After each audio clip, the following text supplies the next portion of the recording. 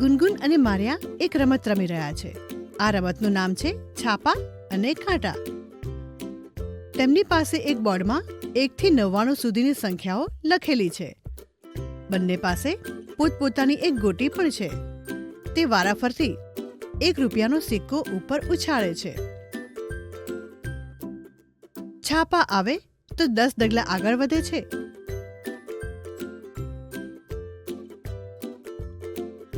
અને કાંટા આવે તો ફક્ત 1 ડગલું આગળ વધે છે. અને જેની ગોટી સૌથી પહેલા અને જલ્દીથી 99 પર પહોંચશે તે આ રમત જીતી જશે. છે ને આ રમત મજેદાર? તમે પણ આ મજેદાર રમત તમારા મિત્રો સાથે મળીને રમી શકો છો. પરંતુ જો આપણી પાસે 1 રૂપિયાનો સિક્કો નથી અને જો કોઈ બીજો સિક્કો છે તો શું આ રમત રમી શકાય?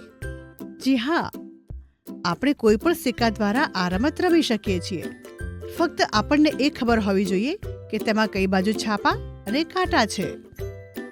અને આ શોધવું એકદમ સરળ છે. જુઓ, આ એક સિક્કો છે. આમાં સિક્કાની આ બાજુ વચ્ચે 1 લખેલું છે. 1 રૂપિયાના સિક્કાની જે બાજુ વચ્ચે 1 લખેલું છે તેને કાંટા કહીશું. અને આ બાજુ વચ્ચે 1 નથી લખ્યું તેને છાપા કહીશું. આ 2 રૂપિયાનો સિક્કો છે. આમાં સિક્કાની આ બાજુ વચ્ચે 2 લખેલું છે. 2 રૂપિયાના સિક્કાની જે બાજુ વચ્ચે 2 લખેલું છે તેને કાંટા કહીશું. અને જે બાજુ વચ્ચે 2 નથી લખેલું તેને છાપા કહીશું. આ 5 રૂપિયાનો સિક્કો છે. આ સિક્કામાં આ રીતે વચ્ચે 5 છે. જી હા, તો આ બાજુને કાંટા કહીશું અને તેની વિરુદ્ધ બાજુને છાપા કહીશું. આ 10 રૂપિયાનો સિક્કો છે અને તેની આ બાજુ વચ્ચે 10 લખ્યું છે. તો આ બાજુને કાંટા કહીશું અને તેની વિરુદ્ધ બાજુમાં છાપા કહીશું. આપણે 1 રૂપિયાના, 2 રૂપિયાના, 5 રૂપિયાના અને 10 રૂપિયાના સિક્કામાં છાપા અને કાંટા કઈ બાજુ છે તેના વિશે જાણ્યું. એટલે કે છાપા કાંટાની આ રમત આપણે કોઈ પણ સિક્કા સાથે રમી શકીએ છીએ.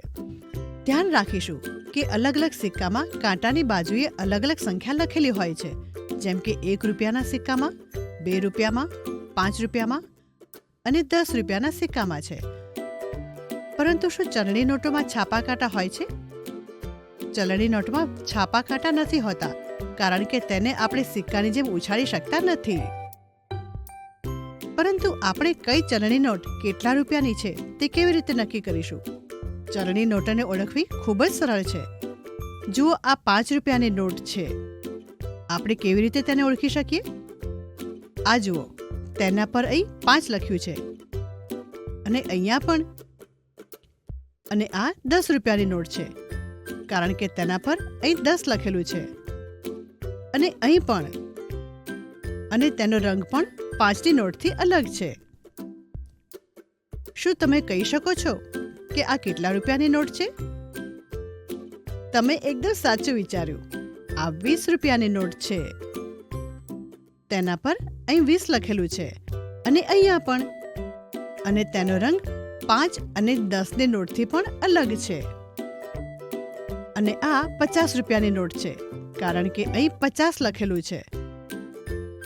અન્ય જગ્યાએ પણ 50 લખેલું છે અને તેનો રંગ બીજી નોટો કરતાં અલગ છે.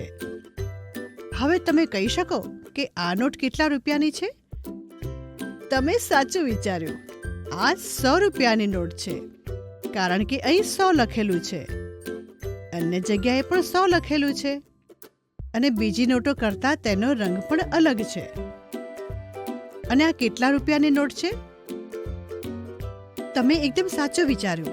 આ 10 રૂપિયાની નોટ છે. અને આ કેટલા રૂપિયાની નોટ છે? હા, આ 100 રૂપિયાની નોટ છે. આ કેટલા રૂપિયાની નોટ છે? એકદમ સાચું. આ તો 5 રૂપિયાની નોટ છે. તો તમે જોયું કે નોટ પર લખેલા સંખ્યાઓ પરથી તે નોટ કેટલા રૂપિયાની છે તે આપણે સરળતાથી જાણી શકીએ છીએ. હવે સિક્કા અને નોટો જોઈને આપણે કહી શકીએ કે તે કેટલા રૂપિયાની છે. સાચું ને? આ માહિતી તમારા મિત્રોને પણ જરૂરથી જણાવો.